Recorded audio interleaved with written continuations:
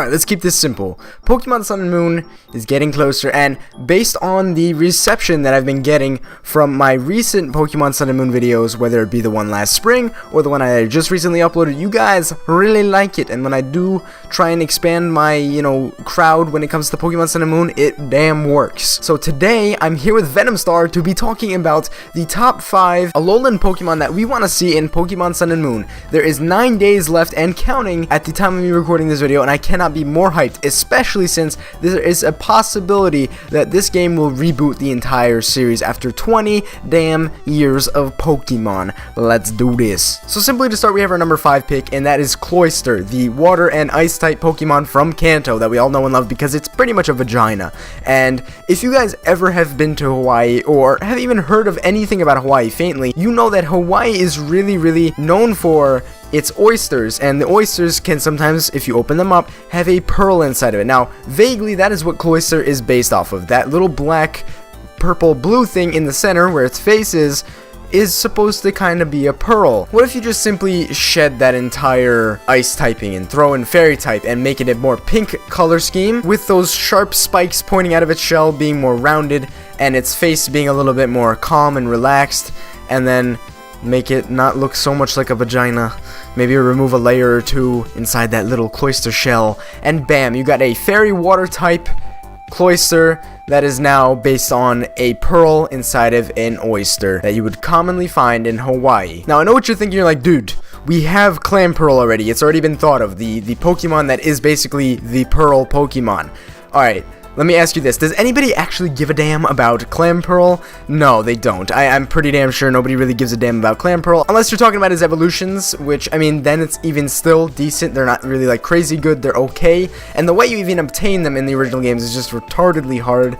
Because, you have to have friends, and you have to be able to trade, and you have to have that item, the Deep Sea Tooth, or the Heart Scale thingy. It's not really Heart Scale, it's something else. But, yeah. I think Cloyster, being a more pearl, more calm, more soothing type Pokemon in Sun and Moon, would definitely add a little bit of spice to the water variety we're gonna see. Coming up next in the number 4 slot is Alolan Milotic. Since Milotic is more graceful, we thought we'd make Alolan Milotic a little more of the opposite, more dangerous and scary. With this, we decided it would look cool if it was more like an eel, and also if it had the poison water typing instead of just the regular water. Its abilities could also be Poison Touch and Strong Jaw. If you guys don't know what Poison Touch does, basically if a Pokemon with this ability uses a move that makes contact, there is a 30% chance the target will become poisoned. So basically, anytime Alolan Milotic would attack another Pokemon, it had a 30% chance to poison that Pokemon. With Strong Jaw, however, hopefully being its hidden ability, it would increase the power of Milotic's biting moves by 50%. This would increase the damage of moves like Crunch, Thunder Fang, Fire Fang, Ice Fang, etc. This also includes Poison Fang, which helps with the fact that it is a poison type, so it does get the stab boost, and could possibly make a move like Poison Fang viable in competitive play. Overall, it would be pretty much the opposite of regular Milotic. It would be more scary and dangerous looking, and it wouldn't have that regular grace that a normal Milotic has. And being Poison Water, it would add a new typing in the game that we don't see used too often in competitive.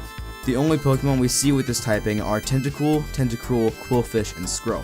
And as you may be able to tell, none of those Pokemon are very viable in competitive or just in regular play. Thank you, Venomstar, and let's get into number 3.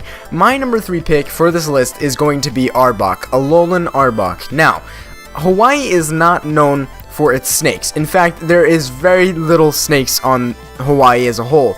Very few different species, but there is one in particular that kind of caught my attention, and it is actually entirely blind. It can't see for shit. It's just completely blind. You can give it little black glasses and it won't be able to see anything. It commonly burrows underground and just kind of chills there, eating out mites and little ants, and does that kind of fun stuff where it eats other bugs. And I was thinking, what if you were to make Alolan Arbok kind of shed the eyes, have no eyes at all, have a different pattern to it, and make it a dark and ground typing? That would be a god darn shock to pretty much everybody that plays Pokemon, because, just taking a Pokemon and removing its eyes and just calling that an Alolan form that would be mind-boggling. That would be crazy. Like, that would be unheard of. I think it would be just the right amount of shock value to really make it work, to really make people want to try it out and use it.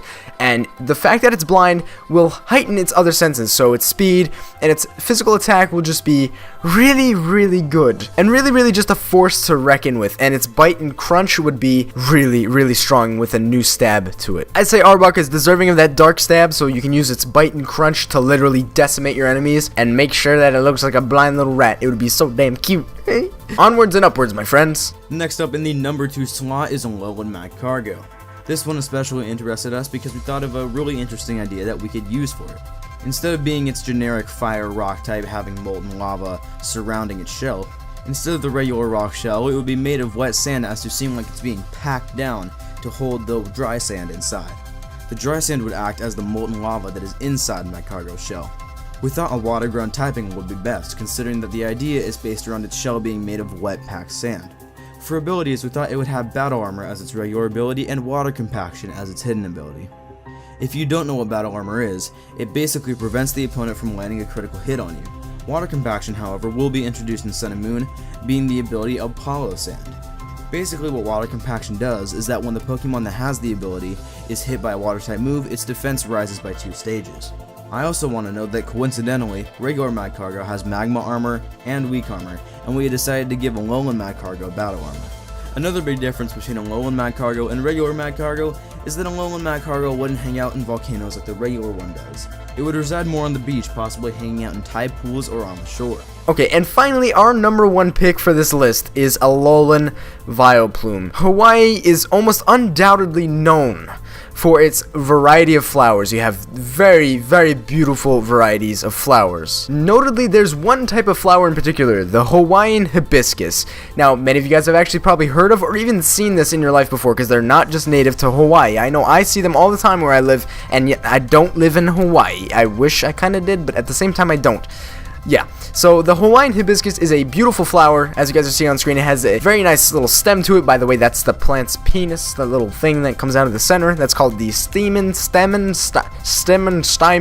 whatever you want to call it. But basically, what if you were to take that vile flower, hence Vileplume, on the top of its head and replace it with a hibiscus with that long penis, basically, extending out of its head, and maybe instead of the shade of its body being like a bluish purple, you kind of give it that pinkish, maybe even green. So it has like a green stem to it, and then you have the color flower on top.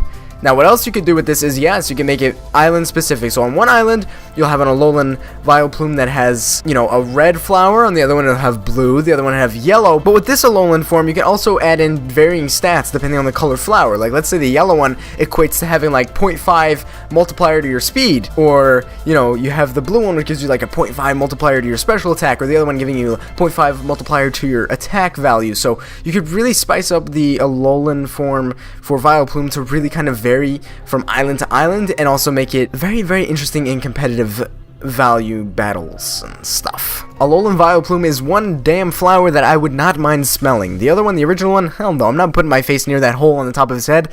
I wouldn't even put my dingus in there. No. I would smell the living crap out of the Alolan Vileplume variation. So yeah, that is it. Those are our 5 picks. I hope everybody says a big thank you to Venomstar for helping me make this video, because I really wanted to make it, especially with Sun and Moon being so damn close.